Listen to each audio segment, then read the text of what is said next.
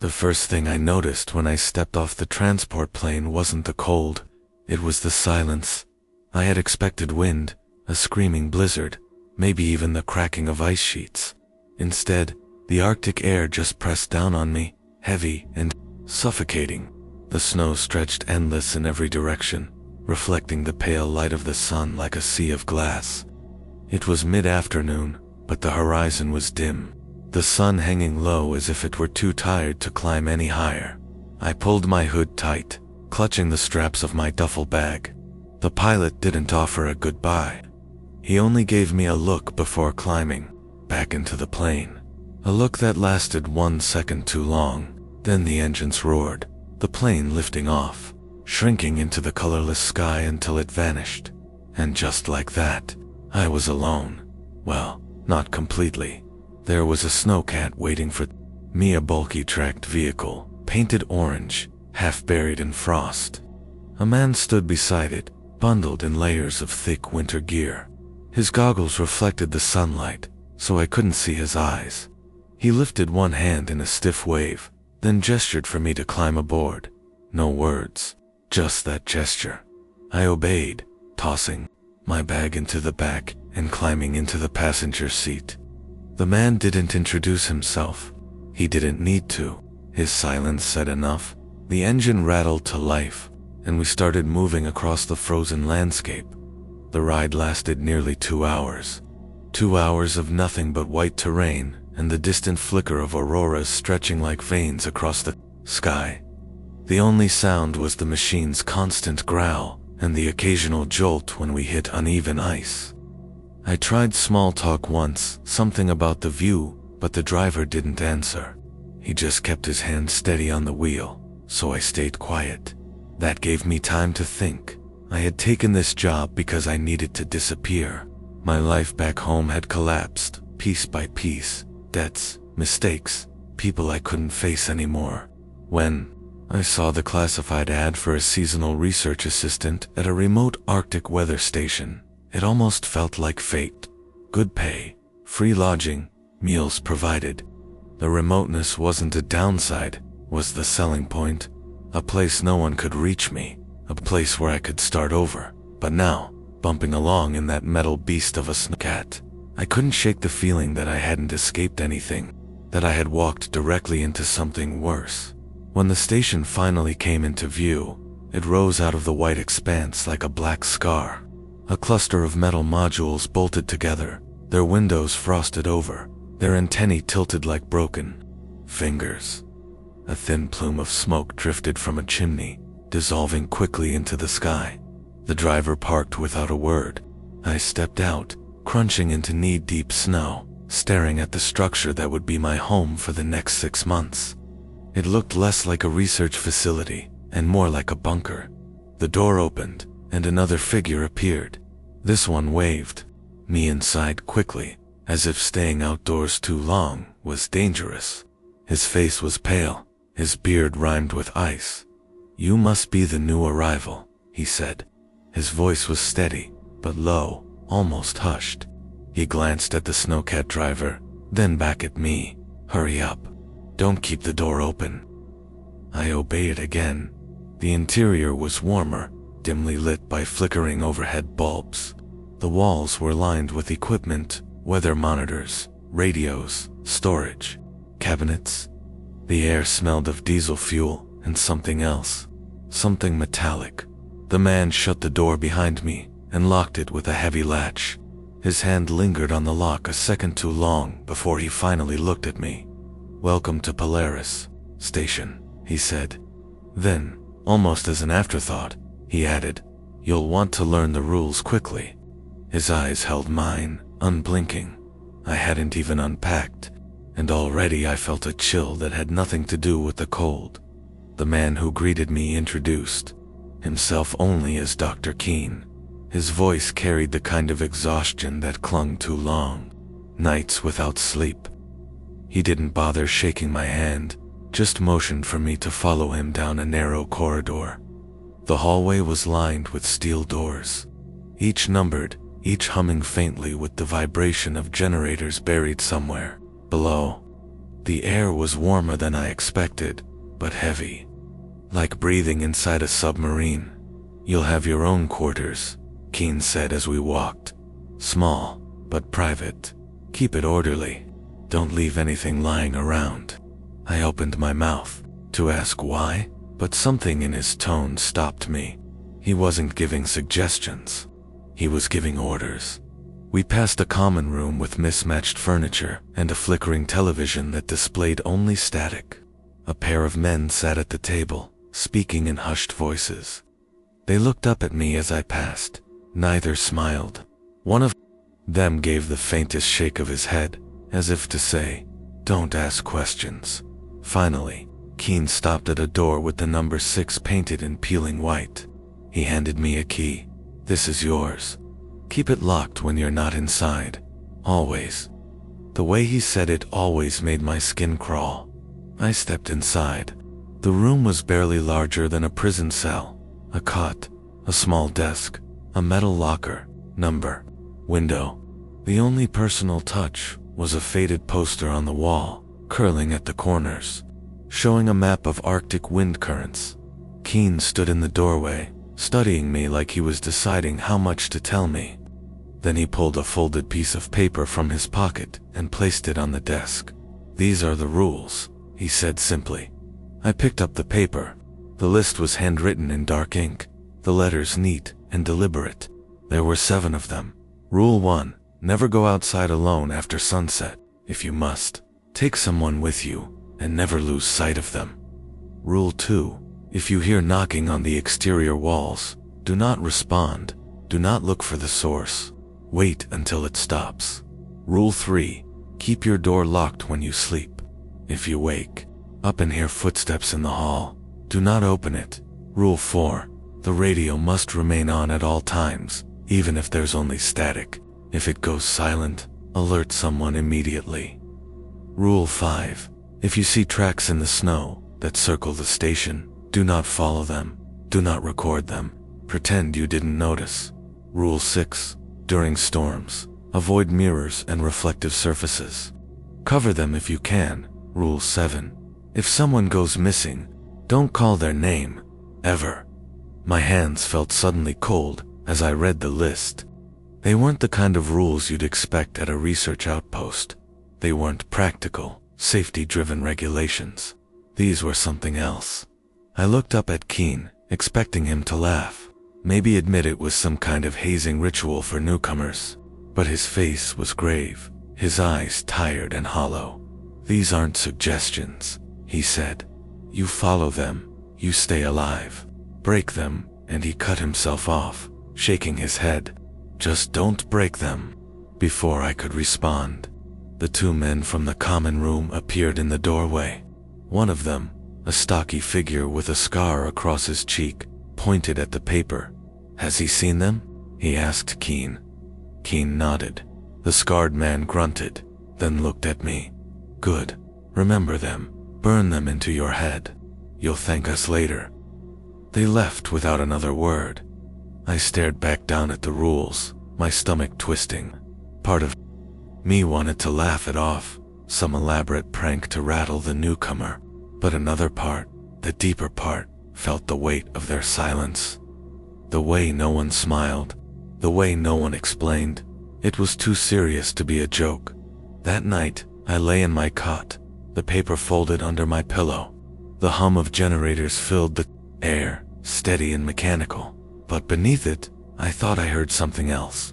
A faint scratching, like claws dragging lightly against metal. I pressed the pillow tighter around my head, telling myself it was only the wind. But I knew what Keen would say if I asked. He would tell me it wasn't. The first few days passed in uneasy routine. I was assigned simple tasks, logging wind speeds, monitoring instruments, keeping records neat. Nothing that required much thought. On the surface, life at Polaris Station was just dull repetition, but the rules lingered in my mind. Every time I glanced at the folded paper in my pocket, I felt its weight. The others seemed to live by it, without question. I caught them locking doors religiously, keeping the radio static humming in the background. and carefully avoiding the mirrors in the bathrooms whenever a storm blew in. No one explained why, and I stopped asking. It was the third night when I slipped. I had been reading in my quarters, the hum of the radio seeping faintly through the walls. Around midnight, I heard it, a dull, deliberate knock on the outer wall. At first I thought it was my imagination, but then it came again. 3 sharp raps, evenly spaced. I froze. Rule 2. Do not respond. Do not look for the source. Wait until it stops. My body went rigid, my eyes darting to the locked door as if it might burst open. My mind raced with explanations, shifting ice, maybe equipment outside rattling in the wind. But deep down, I knew it wasn't that, because the knocking moved. It started at the far end of the wall, then traveled slow, deliberate, like something circling the building, testing the metal. My heart thudded in my chest. I should have stayed silent, I knew that. But something inside me, a mix of fear and reckless curiosity, made me move. I slipped off the cot, padded across the room, and pressed my ear to the wall. The sound was clearer. There, not just knocks, but a scraping undertone, as though nails or claws were dragging across the exterior. Without thinking, I whispered, "Hello?" The noise stopped instantly. I pulled back, holding my breath, the silence heavier than before. For a long moment, nothing. No wind, no scrape, no knock. I almost convinced myself it was over. Then, directly on the other side of the wall, came a single, deafening bang. The force of it shook the frame of the room, rattling the light fixture above my bed. I stumbled backward, slamming against the desk. My hands trembled, my pulse racing so hard I thought I'd faint. Then silence again. I didn't sleep that night. I just sat on the cot, knees pulled to my chest, waiting for morning. When I finally emerged from my room, the others were waiting in the common area. The scarred man fixed me with a hard stare.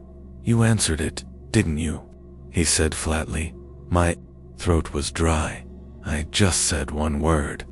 Keen pinched the bridge of his nose, his face pale. "Never respond. Ever. That's why it comes knocking. It wants acknowledgement." I tried to laugh it off, to play dumb. "What even is it?" "Number 1 answered Dot." The scarred man leaned closer, lowering his voice. "If you hear it again, and it knows you're listening, don't be near a window. Don't be near a door. Don't even think about opening one." His expression was so cold, so utterly humorless, that I felt the blood drain from my face. Later, when I was alone, I replayed the moment in my head, the way the thing had gone silent the instant I spoke. How it had slammed the wall like it understood I was there. It wasn't the sound of ice shifting, or metal bending. It was something else, something waiting. And now, I couldn't shake the feeling that it knew my voice. The days blurred together after that. I threw myself into work, pretending the night with the knocking hadn't happened. But I noticed the way the others looked at me differently. Distrust lingered in their eyes, as if I'd brought something inside with me. I tried to keep my head down. I locked my door religiously, left the radio on, and forced myself to ignore any noise beyond the walls. But the unease only grew. It was the 5th night when the second rule showed its teeth. A storm had rolled in without warning. The wind howled like a living thing, rattling the station until the steel beams groaned. Snow slammed against the windows in furious waves, blotting out the dim sun and plunging the outpost into a flickering half-darkness. I was in the bathroom, splashing cold water on my face, when I remembered Rule 6. During storms, avoid mirrors and reflective surfaces. Cover them if you can. The small bathroom mirror hung crooked above the sink, its glass smudged with condensation. I stared at it, debating whether I should obey. It seemed ridiculous, a superstition, but after what I'd heard knocking, I wasn't sure anymore. I grabbed a towel and draped it over the mirror, and for a while, I thought that was enough. Later that night, the storm intensified. The walls shook, the lights flickered, and the static of the radio rose and fell like ragged breathing. I huddled in my room, trying to read. When I realized something, my locker door was slightly ajar. The polished metal inside reflected just enough of the dim bulb overhead to show me my own shape. Hunched on the cot, I froze, and then my reflection moved. It was subtle at first, a twitch of the head, a blink that didn't match my own. My chest tightened, my breath catching in my throat. I stared, trying to convince myself it was only my imagination, but then the reflection smiled. I wasn't smiling. The figure in the metal shimmer leaned forward, pressing closer to the surface, as though the thin barrier between us wasn't glass or steel but water. Its eyes, my eyes, were too wide, too dark. I scrambled off the cot, slamming the locker shut so hard the metal rang. My hands shook as I dragged a blanket across the door, covering the shine. My pulse hammered in my ears, drowning out the storm. A knock came at my door. Not from outside, but inside the station. I crept closer, holding my breath. Open up. A voice whispered. It was my voice. I stumbled back, my shoulder hitting the desk. The knob rattled once, then stilled. The next morning, I found Keen in the common room, his eyes bloodshot. I told him what I'd seen, what I'd heard. He didn't look surprised. That's why we cover the mirrors, he said. They're doors during storms. And what's on the other side? He trailed off, rubbing his temples. It wears your face first. Always your face. I wanted to demand answers, to force him to tell me what was happening out here. But the words died in my throat. The weight in his voice, the emptiness in his eyes, told me I didn't want to know. That night, I doubled the blankets over my locker. I avoided my reflection in every surface I passed. But sometimes, even with everything covered, I still felt watched, like the other me was waiting patiently, smiling just beyond the thin skin of the glass. Sleep became impossible after that night. I lay awake listening to the hum of the generator, waiting for the smallest sound out of place, a scrape, a whisper, a knock. Whenever exhaustion finally pulled me under, I dreamt of my reflection grinning back at me from dark glass, mouthing words I couldn't hear. I started searching for distractions. Busy hands kept anxious thoughts at bay. That was how I stumbled into the archives. The station had a cramped records room tucked behind the main lab.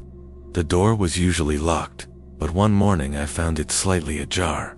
Inside were steel filing cabinets, binders stacked in crooked towers, and shelves of dust-caked VHS tapes labeled only with dates. A yellowing smell of paper and mold clung to the air. Curiosity tugged me forward. I dug through the folders at random. Weather data, equipment, maintenance logs, fuel reports. At first, nothing unusual. Then, deeper in the drawers, I noticed entries, written in shaky handwriting instead of typed sheets. Personal notes. One folder was labeled Personnel -1998. I pulled it out, flipped through, and froze. Every page listed the name of a worker, followed by a single word, missing. The list went on, and on nearly half the crew that year. The entries stopped abruptly after 2002, as though someone had tried to bury the record. I felt a weight settle in my chest. The rules weren't paranoia, they weren't tradition. They were survival, and people had still vanished. I shoved the folder back, but my eyes caught on a battered spiral notebook shoved behind a row of VHS tapes. Its cover was warped, the pages stiff with water damage. I opened it carefully. The first entry was dated January 12, 1985. They told me not to write this down, but I need proof I'm not losing my mind. The knocking started last night. It knew my name.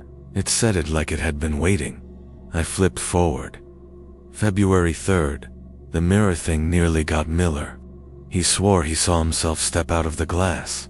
We boarded up the bathrooms, but the storm hasn't stopped. He's not sleeping. None of us are. My hands trembled as I turned more pages. March 10. Carlson didn't follow Rule 7. He called for Harris after he went missing. The thing answered. It came in wearing Harris's face. God help us, Sid smiled with his teeth. I shut the notebook, bile rising in my throat. My reflection, my voice at the door. The rules weren't exaggerations, they were barely enough. I wanted to stop digging, but I couldn't. I slid one of the VHS tapes into the old television in the common room. Static crackled. Then an image fuzzed into view. Grainy footage from a security camera aimed at the station's entrance. The timestamp read, December 6th, 1991. A man stood outside in the snow, banging on the door with both fists. His parka was torn, his gloves missing. He screamed, but the sound was swallowed by the storm.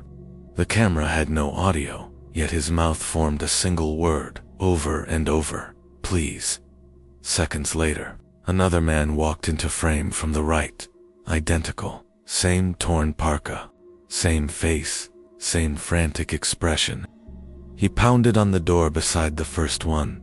I felt my blood run cold, 2 of them, perfect copies, both begging to be let in.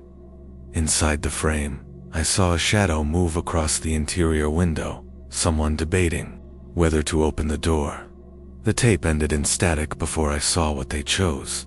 I sat in silence, the television's hiss filling the room. Keen found me there an hour later, staring at the blank screen. His face went pale when he saw the tape.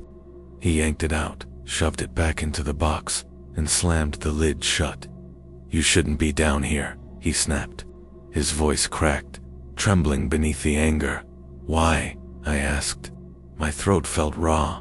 Why keep all this hidden? He gripped the box tightly, his knuckles white. Because knowing doesn't help you, it only makes you slip, and slipping gets you killed. For the first time since I arrived, I saw fear break through his exhaustion. His hands shook as he shoved the tapes back onto the shelf. I should have listened. I should have walked away. But something in me, maybe the same reckless part that answered the knocking, needed the truth.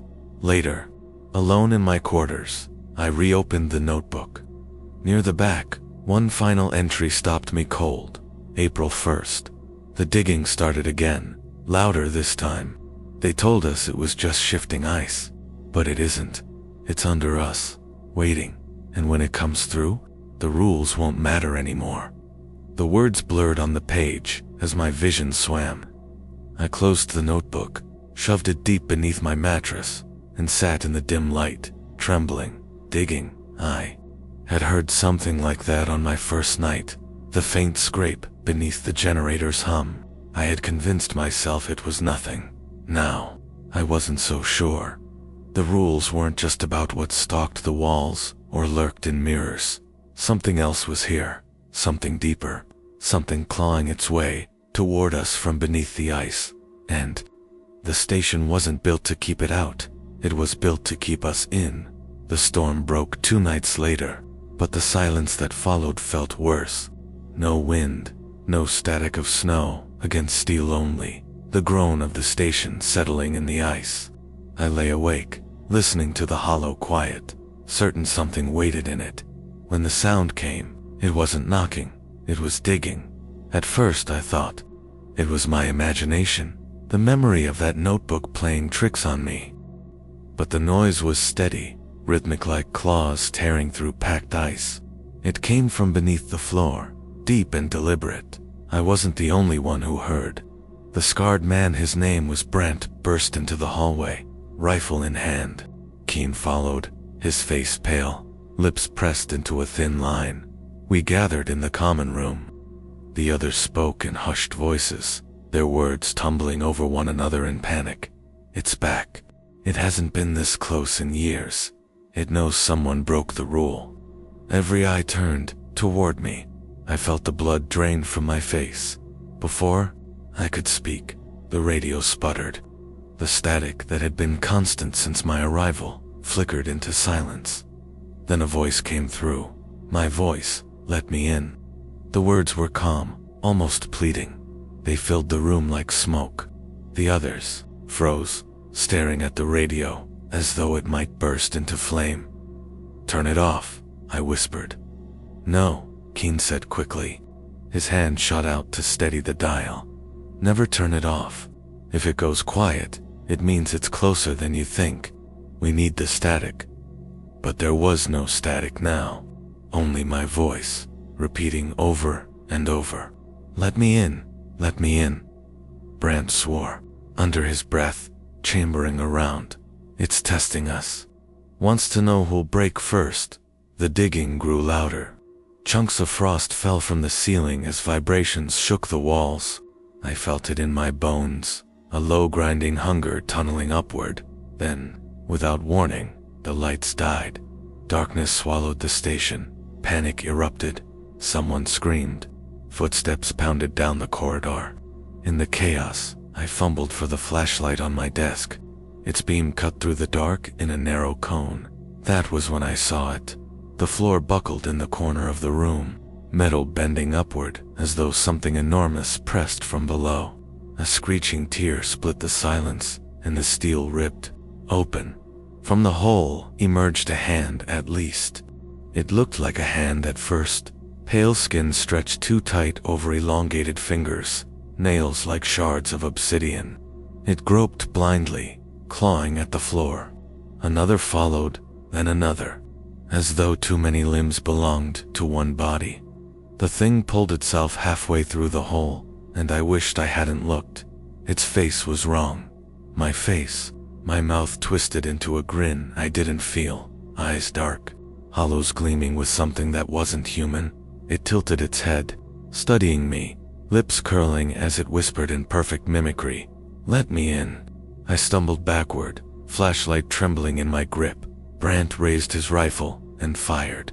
The shot exploded in the confined room, deafening. The creature shrieked not in pain, but in rage.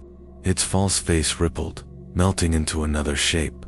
Keen's face, then another man's, then another. A carousel of stolen visages, each grin wider than the last. "Get back," Brant roared, firing again. The bullets tore chunks of flesh, but the thing didn't fall. It surged forward, half crawling, half slithering, dragging its body through the torn metal like it was squeezing through a wound. Keen grabbed my arm, yanking me toward the hall. "Run." We bolted through the darkness, the station echoing, with the monster's howls and the pounding of its limbs against steel. Behind us, Brant's gunfire grew frantic, then cut off with a scream. I didn't look back.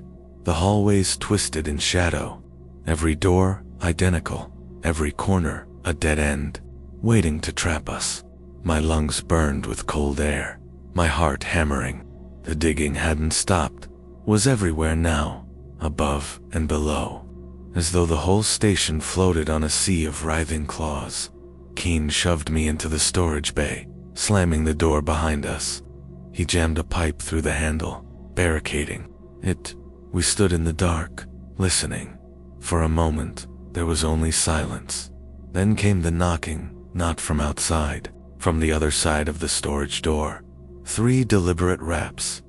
I covered my mouth, biting back a cry.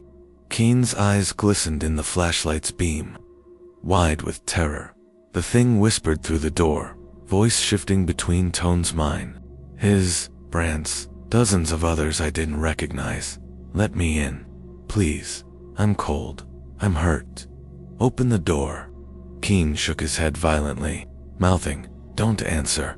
We stood there for hours, at least it felt like hours, till the whispers faded, replaced once again by the scraping of claws retreating into the earth. When it was finally quiet, Keen collapsed against the wall, his breath shuddering. "That was the closest it's ever gotten," he said hoarsely. "And it won't stop now.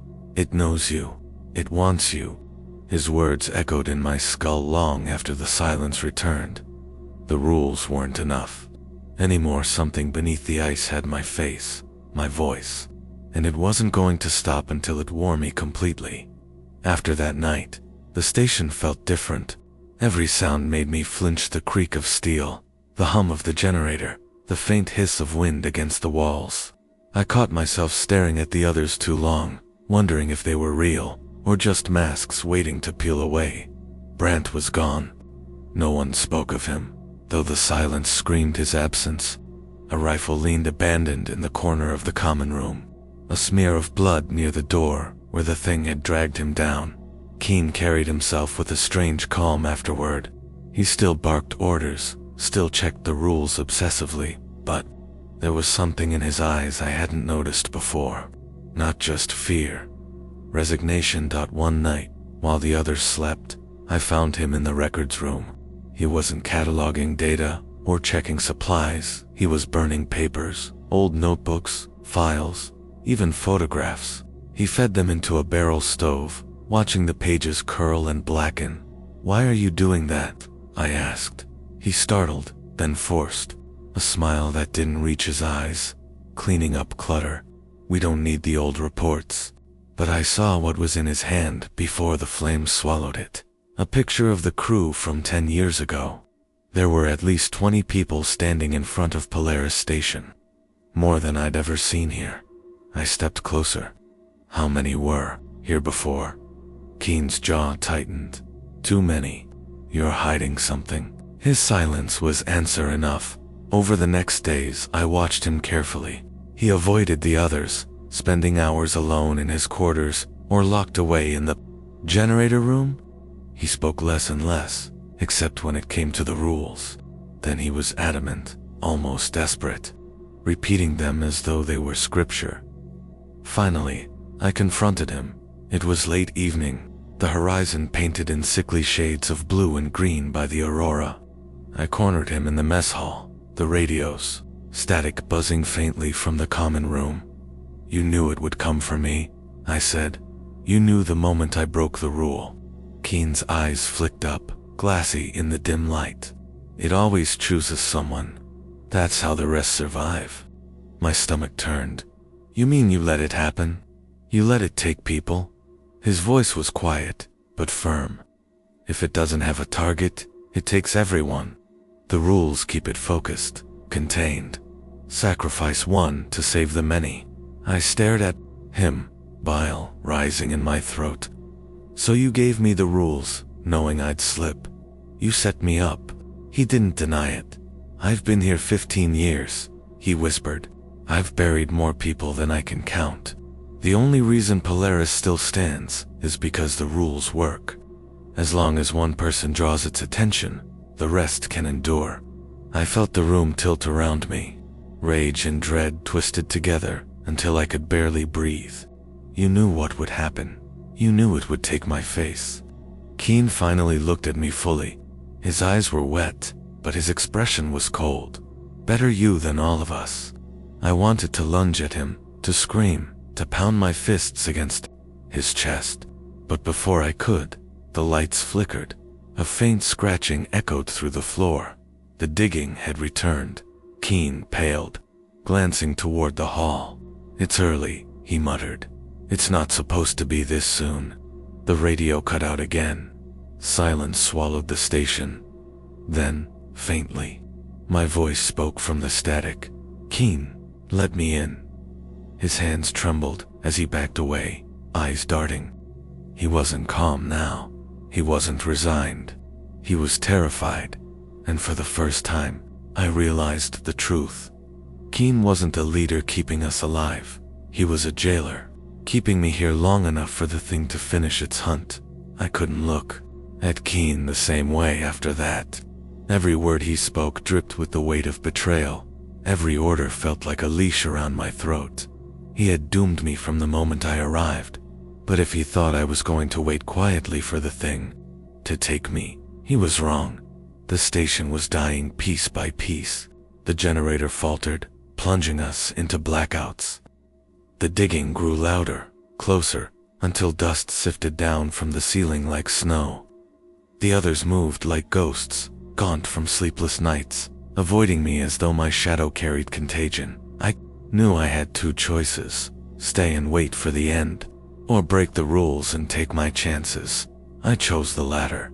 That night, I slipped into the records room again.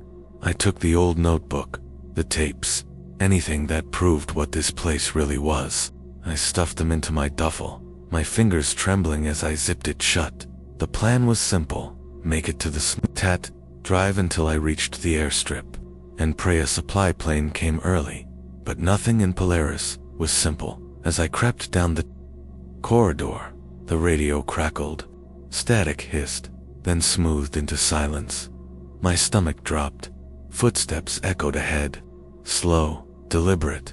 I ducked into the shadows, clutching the duffel to my chest. The footsteps stopped outside my door. Then my voice whispered, "I know what you're planning." The knob rattled. A shadow passed under the crack. I bolted. The hallway twisted into darkness, my flashlight beam jittering across steel walls. Behind me, the footsteps quickened to many feet, hitting the floor at once. Like a crowd running in perfect unison, I burst into the garage bay, breath ragged. The snowcat sat half buried in frost, keys dangling from the ignition. My chest ached with hope, but Keen was there, blocking the door. "You can't leave," he said. His face was drawn, eyes wild. "If you run, it follows. It won't stop. Had you a tell. Come for all of us. You made me its target." I spat. "Why should I save any of you?"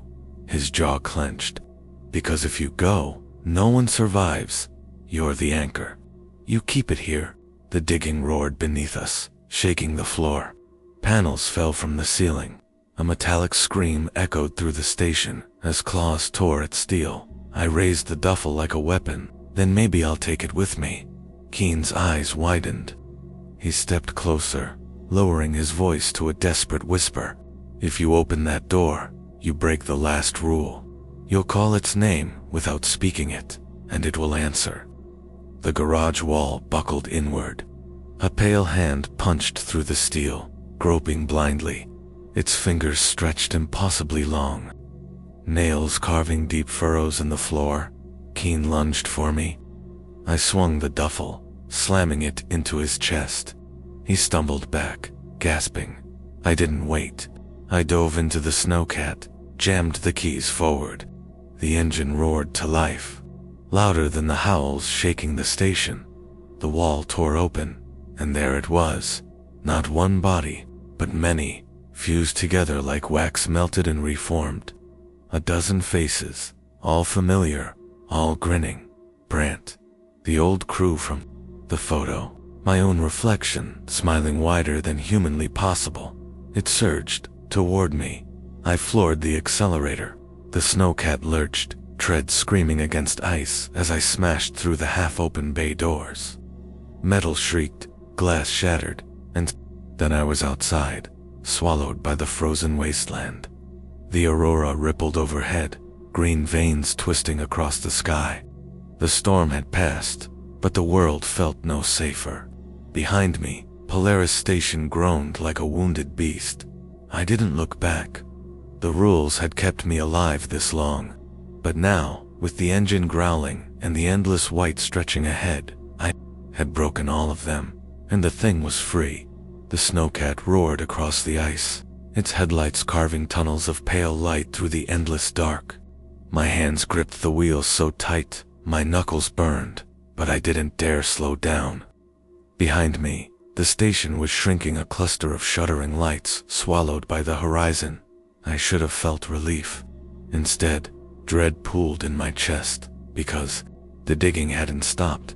It followed me, beneath the ice, beneath the treads, always there. The snow shifted, cracked, as though something massive tunneled just below the surface. No matter how far I drove, the sound remained. Hours blurred. My eyelids drooped. My breath fogged the glass. The aurora twisted above, green and violet ribbons coiling like veins across the heavens. The beauty of it felt obscene, like watching flowers grow over a grave. Finally, I saw Itha airstrip, a faint line of floodlights blinking against the dark. My heart lurched with hope. A supply plane sat on the runway, engines idling, its wings dusted with frost. I slammed the accelerator. The snowcat skidded to a halt beside the aircraft. I stumbled out, waving my arms, shouting hoarsely. A pilot stood by the stairs, his parka zipped to the chin. He raised a hand in greeting, calm, almost casual. Then I froze, because his face was mine, perfectly mine. He smiled, wide and sharp, just like the reflection in the locker. "I've been waiting," he said, my voice spilling from his mouth like smoke.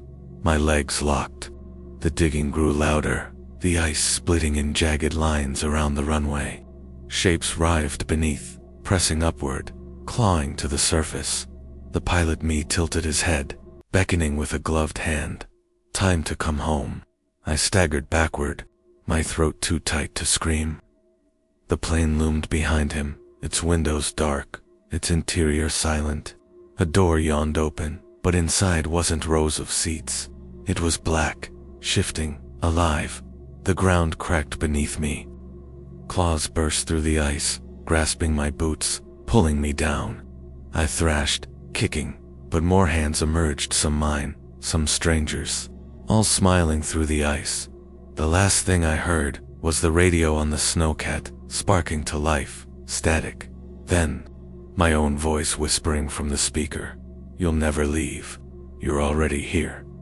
The ice swallowed me whole.